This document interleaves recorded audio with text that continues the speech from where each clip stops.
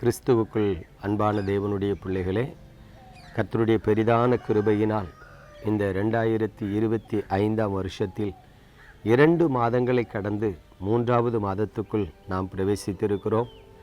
இந்த 3வது மாதத்திலும் நமக்கு நம்பிக்கை உண்டாகும்படி, நாம் கர்த்தருக்குள் பலப்படும்படி, நம்மை ஆசீர்வதிப்பதற்காக தேவன் கொடுக்கிற அருமையான ஒரு வார்த்தை உபாகமத்தின் புஸ்தகம் 33ஆம் அதிகாரம் 27ஆம் வசனம் சொல்லுகிறது, அநாதி தேவனே உனக்கு அடைக்கலம், அவருடைய நித்திய புயங்கள் உனக்கு ஆதாரம். நன்றாக கவனிங்க. இந்த 3வது மாதத்தின் வாக்குத்தத்தமாக அல்லது நாம் தேவனுடைய வார்த்தை பிடித்து கொண்டு நடக்கும்படிக்காக ஆண்டவர் சொல்லுகிற அருமையான வார்த்தை, அநாதி தேவனே உனக்கு அடைக்கலம். பிரியமான தேவனுடைய பிள்ளைகளே, தேவன் நமக்கு அடைக்கலமாய் இருப்பார் என்று சொன்னால் நாம் பயப்பட தேவையில்லை.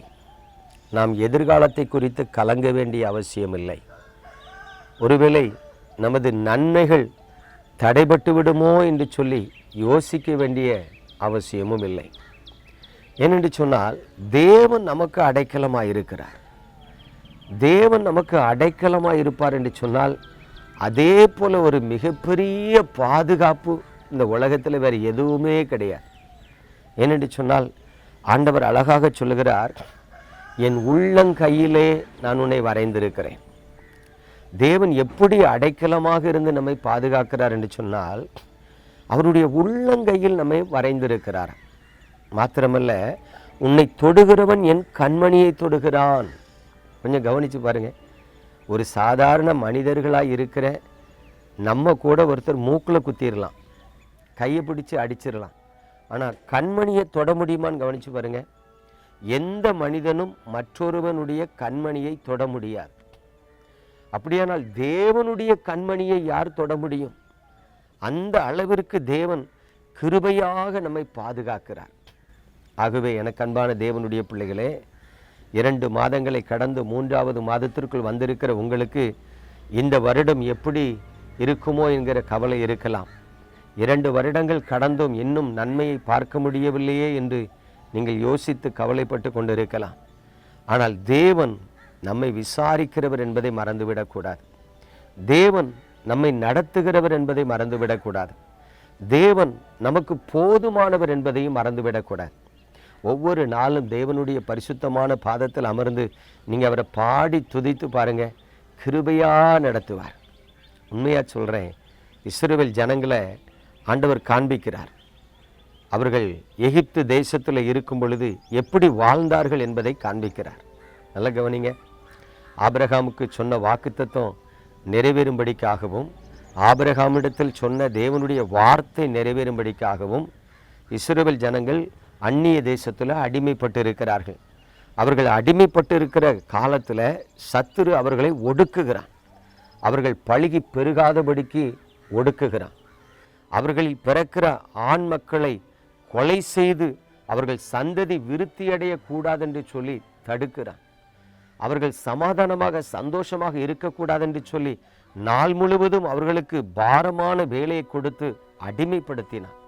யோசித்து பாருங்கள். ஒவ்வொரு நாளும் நிந்தை, அவமானம், கண்ணீர், கவலை, தங்கள் வாழ்க்கை இப்படி அடிமைத்தனத்திலேயே முடிந்துவிடுமோ என்று சொல்லி அங்கலாய்த்து கொண்டிருந்தார்கள்.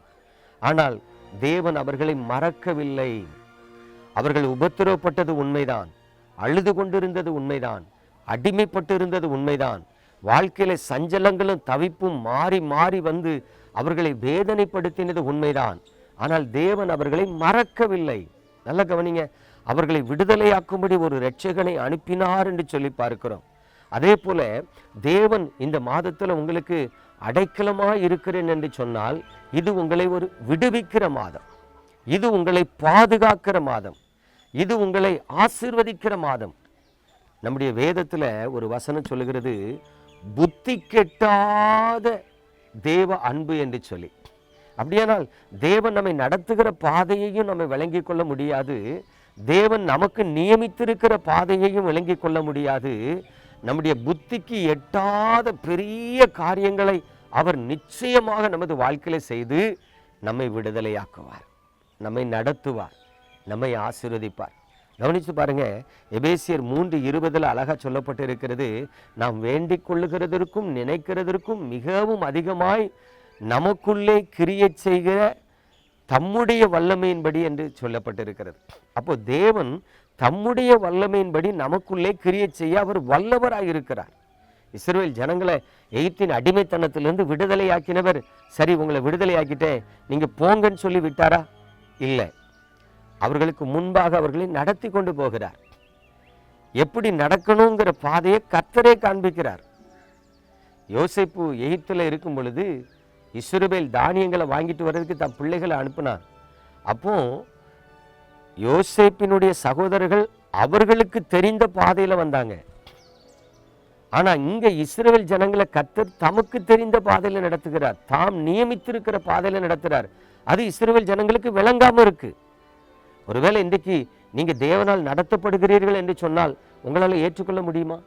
முடியாது. ஏன் தெரியுமா? உங்க வாழ்க்கையில் இருக்கிற கரடு முரடு, உங்க வாழ்க்கையில் இருக்கிற கோணல்கள், உங்க வாழ்க்கையில் இருக்கிற தரித்திரங்கள், உங்கள் வாழ்க்கையில் இருக்கிற சஞ்சலங்கள், அதெல்லாம் கவனிச்சா தேவன் என்ன நடத்துறாரா, என்ன பைத்தியக்காரத்தனமா இருக்குன்னு சொல்லி நீங்க சொல்லும்படிதான் உங்க வாழ்க்கை இருக்கும். ஆனா உண்மையா சொல்றேன், அவர் நடத்துகிறார். ஏன் தெரியுமா? இதுவரைக்கும் உங்களை கைவிடலை. உங்க வாழ்க்கையில நடந்த சம்பவங்கள் எல்லாம் கொஞ்சம் திரும்பி பார்த்திருந்தா என்றைக்கும் நீங்கள் அழிந்து போயிருக்க வேண்டும். என்றைக்கும் உங்களை சத்துரு நிர்மூலமாக்கி இருப்பான். ஆனா இன்றைக்கு வரைக்கும் நிர்மூலமாக்காதபடி உங்களை பாதுகாத்தார்ல, அதுதான் கர்த்தருடைய அடைக்கலம். அல்லேலூயா. அவர் தான் உங்களை நடத்துறார். கவனிச்சு பாருங்க, அவர்கள் நடத்துற பாதையில முதல்ல செங்கடல் வந்து நிற்கி, அவ்வளவுதான். எகிப்துல அடிமைத்தனத்துல விடுதலையான செங்கடலுக்கு முன்னாடி கொண்டு வந்து நிப்பாட்டிட்டாரே, இப்ப பின்னாடி பார்வோன் சேனை வருது, இதோட முடிந்து விடும் என்று நினைக்கும் பொழுது இயற்கைக்கு அப்பாற்பட்டு செங்கடலையே பிளந்தார். தெரியுமா? இயேசு கிறிஸ்துவின் நாமத்துல கர்த்தருடைய ஊழியக்காரனா சொல்றேன், இதுவரைக்கு உனக்கு முன்பு என்னென்ன வாசல்கள் அடைக்கப்பட்டிருந்ததோ அது எல்லாம் திறக்கும். உங்க பிரயாணத்தை, உங்க முன்னேற்றத்தை, உங்க மேன்மையை, உங்க ஆசீர்வாதத்தை எதுவும் தடுக்க முடியாதுங்கிறதுக்கு அடையாளம் செங்கடல் இரண்டாக பிளந்தது. தமது ஜனத்துக்காக தேவன் எதையும் செய்வார். அதுதாங்க அவர் நமக்கு அடைக்கலமா இருக்கிறார் என்பதற்கு அடையாளம். இதுவரைக்கும் நீங்க அழுதிருக்கலாம், ஒரு மாறுதல் வராம இருந்திருக்கும். ஆனா இந்த மாதத்துல ஆண்டவர் உங்களுக்கு அடைக்கப்பட்ட வாசலை திறப்பார், அனுகூலமான துணையா இருப்பார், அற்புதமா வழி நடத்துவார், போதுமானவராயிருப்பார். ஆகவே எனக்கு அன்பான தேவனுடைய பிள்ளைகளே, எத்தனை சத்துருக்கள் எதிரிட்டு வந்தார்கள் யோசித்து பாருங்க. வனாந்திர பிரயாணத்துல இஸ்ரவேல் ஜனங்களை அழிக்கிறதுக்கு எவ்வளவோ சத்துருக்கள் வந்தார்கள். அழிக்க முடிஞ்சதா? அழிக்க முடியல. கர்த்தர் கானான் தேசத்தில் கொண்டு போய் அவர்களை சேர்க்கும் வரைக்கும் அவர்களுக்கு முன்பாக சென்றார். அதான் தேவனுடைய அடைக்கலம், அதுதான் தேவனுடைய பாதுகாப்பு. அந்த கர்த்தர் உங்களை கரை சேர்க்கும் வரைக்கும் கைவிட மாட்டார். அல்லேலூயா. ஆகவே எனக்கு அன்பான தேவனுடைய பிள்ளைகளே, பயப்படாதீங்க, தைரியமா இருங்க. நிச்சயமா அவர் உங்களுக்கு சொன்ன எல்லா நல் வார்த்தைகளையும் நிறைவேற்றி தீர்க்கும் வரைக்கும் உங்களை கைவிட மாட்டார். ஏனென்றால் அவர் அனாதியா என்றென்றைக்கும் ஜீவித்திருக்கிறவர், உங்களுக்கும் எனக்கும் அடைக்கலமாயிருக்கிறவர். நாம ஜெபிப்போமா?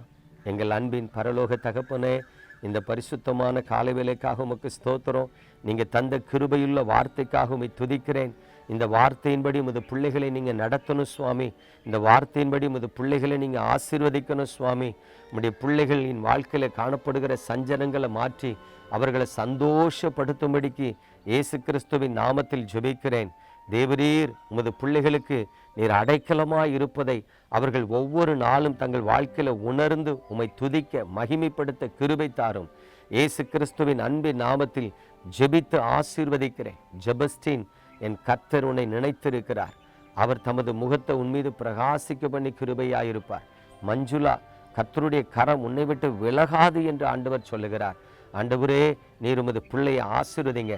ஆசீர் ஜேக்கப், கர்த்தர் உனக்கு நியமித்திருக்கிறத உன் கண்கள் காணும்படி செய்து முடிப்பார். தேவரீர் உடைய பிள்ளைகளை ஆசீர்வதிங்க, நன்மையால் நடத்துங்க.